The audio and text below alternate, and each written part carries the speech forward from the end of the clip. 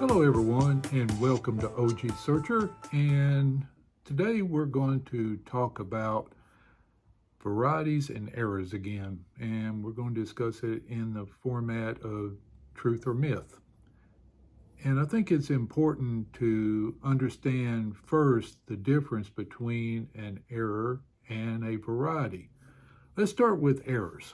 Errors are misstrikes, double dyes, engraving errors, things of that nature, where varieties are placements, overdates, mules, redesigns, and we'll talk about those more. But let's talk about what a variety is in more detail first. I went to Numismatic Guarantees Company's website, and they had a pretty good definition for variety. And I'm just going to read it here, and it says a die or die pairing that offers some distinctive feature, not a normal part of the design. And let me give you an example here.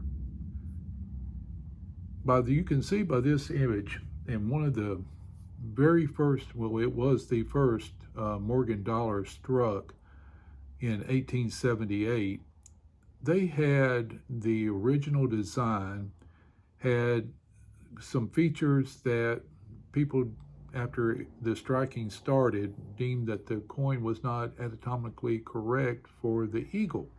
Start with, the eagle had 8 tail feathers, where in real life an eagle only has 7. So the hub was redesigned later that first year to incorporate only 7 tail feathers. Now, they had some usable dies that were already produced, and to save on expenses, they tried to polish off the 8 tail feathers and re-hub it with the 7 tail feather hub. But you could still see remnants of the 8 tail feathers underneath at the bottom of the 7 tail feathers. And there's several different varieties of that one. Then there was also a complaint that the eagle's breast was sunken in and wasn't bold like it should be. So again, they redesigned the hub to have a more outward rounded breast on the eagle. So those are all varieties that were made in the very first year of the Morgan dollar, and they are collected as such. They weren't errors, other than you can say maybe an error in the design originally, but they ended up being varieties because the mint changed it. Now let's talk a little bit more about errors and how they are formed and some examples of errors. One of the things that is most common in errors are like off-centered strikes, like the one I'm showing you pictured here. They can also be blank planchets, where the planchet got through the minting system and didn't get struck. It could be multiple strikes on the same planchet, and this, could cause, some really wild, crazy designs or errors on coins.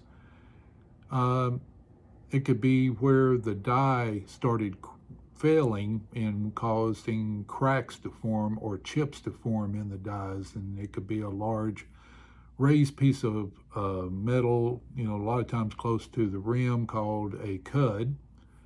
And I'm trying to show you some examples of some of these. But, the other errors are where the error is to the die itself.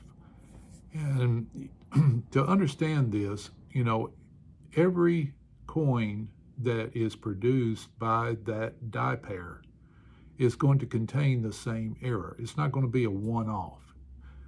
And a classic one of these is where the double dies are concerned. And to understand how the double dies or the dies are made that form these double die coins, it may be a time to look at how a die is actually produced. So let's start with how it begins. The first thing that happens after a design is approved, an artist will make a plaster or clay model of the coin die or that side of the coin. And it's usually about 8 inches in diameter. Then it is moved then to where they put a rubber coating over the plaster model to make a mold. The mold is then filled with epoxy to form another positive image, 8 inches roughly in diameter, of the what the coin is going to look like. Then that is moved to a machine called a reducing lathe, which in turn uh, makes a positive impression that is the same diameter of the coin into what's called a master hub. The master hub is then hardened, by heat treating, and then that master hub is then used to press out a master die, which will be a encoused version of the design, and it will actually be backwards. Then the master die is then hardened, or the master die is then hardened, and then the master die is used to make what's called a working hub. Now, you don't the master hub only makes a very few of the master dies.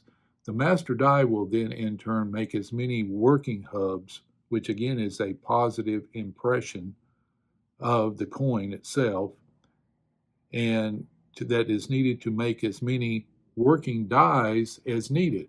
So this way they're trying to transfer the design from one coin die pair to another that are the same. It's like taking a photograph of the same coin. If you're taking it of the same coin, then it should look the same.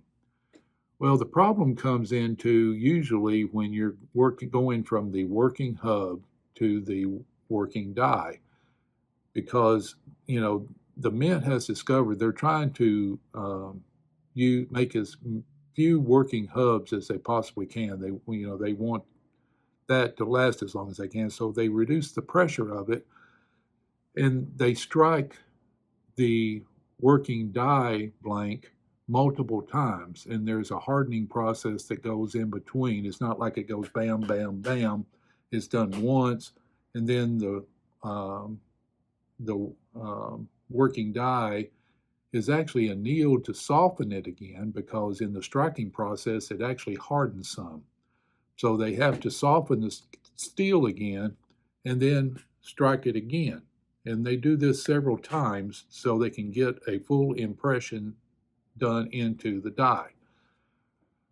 Well, if there is a slight misalignment of the working hub to the working die in between these impressions, that is where the doubling comes in. And the more misalignment there is, the more dramatic the doubling is. The most famous one that we have is the 1955 double die Lincoln cent. And, you can actually see this one with the naked eye. I mean, you don't even need a magnifying glass because the doubling is so dramatic. Most double dies are not that dramatic. They're going to be just slight rotation. If one had been done like the 55 double die, and I'm sure that there has been in the past, but are caught in the inspection phase of the die before it's put into production, somehow or another the 55 got through without being caught during inspection and produced the coins. And then you don't know how many coins are produced before they discover it, and then they could take the die out of production. But the key is there's going to be a uniformity of that doubling on every coin that die strikes. Now, what makes one more valuable than the other? Most of it has to do with marketing and availability. There's got to be enough of them available to create a market for them, before the ones that make markets in coins have enough of them that they can do it. One-offs are hard to sell, so it's hard to set values for them, and to create the desire to be owned. Fortunately, there was enough of the 55 double dies that got struck that the market makers could create a market for them. So that's the key that you got to think about. A lot of these varieties and errors are either so minor or so rare that there's little interest in somebody wanting to buy one. Now, it doesn't mean they don't want to own one, but it just means that they don't want to buy one. This is the thing that you have to understand about most varieties and errors. Most of the people that are interested in them do not want to buy them, they want to find them. That's how they get the enjoyment out of the hobby. So there's a lot of this stuff being touted on YouTube and other websites that has to do with get rich, going through your pocket change, trying to find these minor varieties and things like that. There is absolutely no market for the majority of them. 99% of them, there's not. I get dozens of phone calls every week just in the Chattanooga, Tennessee area, where they found all these rare errors that they've seen worth thousands, tens of thousands, hundreds of thousands of dollars on the internet, and they're wanting to know if I'm willing to buy them. And no. Now, if there was a market for it, yes, I would buy it. If I thought I could make money on it. But even if they have the particular error or variety that is being talked about on the internet, in most cases there is absolutely no market for it on this, in the collector market. So, but that doesn't mean that it's not a fun and fascinating part of the hobby. There is, and there are, collectors and that do look for varieties and collect coins by varieties, but they're mostly in the pre-1850s that they're interested in looking for these. And that was because most of the mint's production they didn't have the reducing lathe machine and the hubbing process. Each one of these dies were, a lot of the characters like the motto and the date were actually hand punched into the design dies.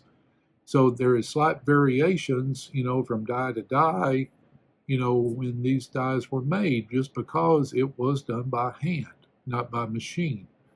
So they, didn't have that machine replicability, that could be done. There was human, variances in these die making. And that's a fascinating way to collect coins. Instead of just getting one of each coin, you're trying to find die marriages, because you can actually fingerprint each one of these dies.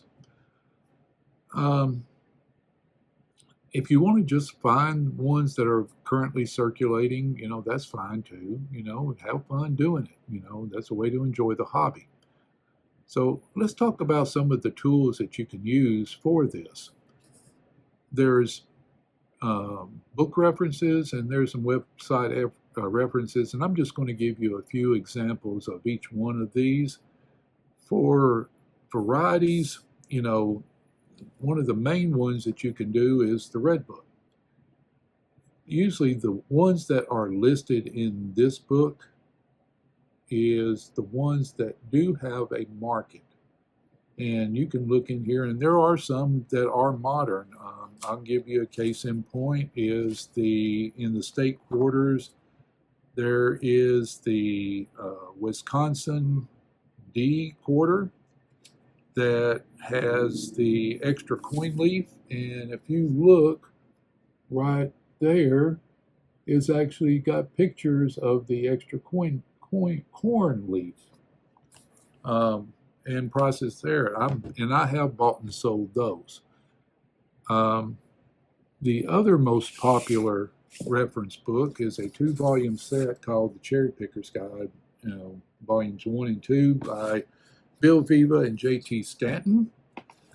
And those are a good one to, then they cover coins going, back to the, 1700s all the way through modern, and they're coming up with different editions with more additions to it. There's also specific books to different series, and this is just a few that are in my own library. This is one for Flying Eagle and Indian Head Cents. One of the most popular coin series to collect by die varieties is Bust Half Dollars, and Overton's book is one of the reference guides to collect these die varieties. Another series that is collected by varieties is Morgan and Peace Dollars. And this, we call these VAM varieties. It has to do with the authors, which was Leroy C. Van Allen and A. George Malice. They get the initials of their last name called, that's how they come up with VAM. And there's numerous other ones, for each, a lot of the different coin series. I don't know why I'm having such a hard time saying coin right now. Maybe I'm hungry. I'm thinking about corn. But there's also websites that are available to you too, and most of them are free of charge. There's one for the Van Allen and Malice book called vamworld.com.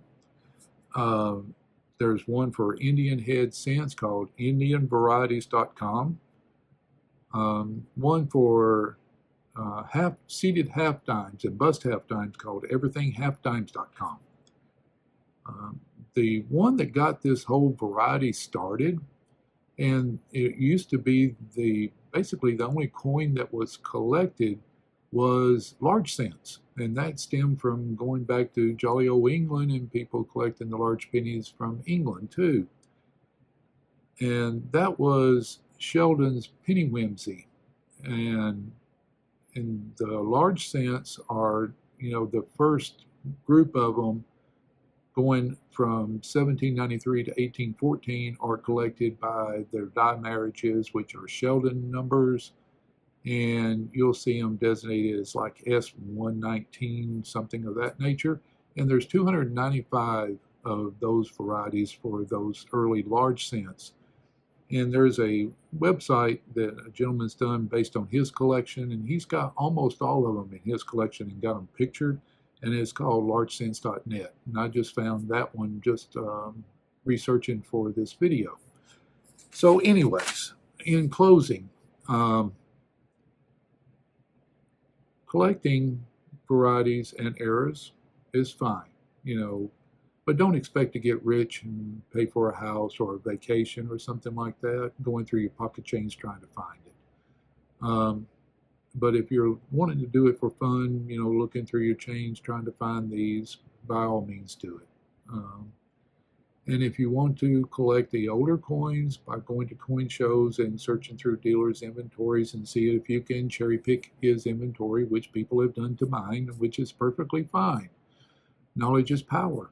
Then that's fine too, and that can be fun. And if you want to go ahead and buy, like Bust Half Dollars and join the Bust Half Nut Club, and collect them by varieties, and have registry sets with either PCGS or NGC or both, trying to have the best collection by varieties of a certain series, and that's all the power to you. But anyways, there's a lot of different ways to enjoy this hobby, and this is just one of them. But I just wanted to clear up some of the myths and give you some of the facts on this. And speaking of facts, there's also PCGS's website has coin facts on there and has a lot of good information about different coin series and different varieties on it too. So I didn't want to forget to mention them. But in closing, enjoy the hobby. That's what it's for. And hope you come back later, and hope you subscribe to the channel. Give us a thumbs up. and share us if you have the opportunity. But until next time, bye for now.